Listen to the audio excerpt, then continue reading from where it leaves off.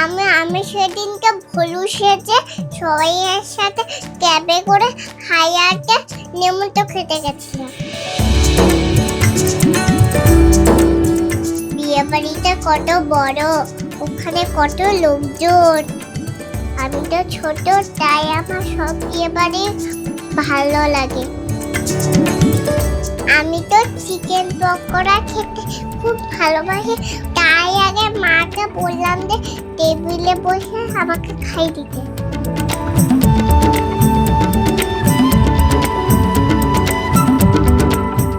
আমি তারপর দেখলাম তো একটা বিদেশি আঙ্কেল মাথায় টোপর পরে আসছে।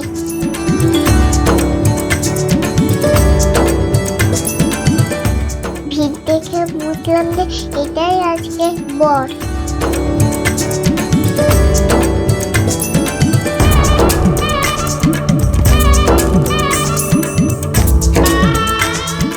তারপর দিদি আসতে বিয়ে পুজো শুরু হলো। আমি মামামের কোলে বসে পুজো দেখলাম।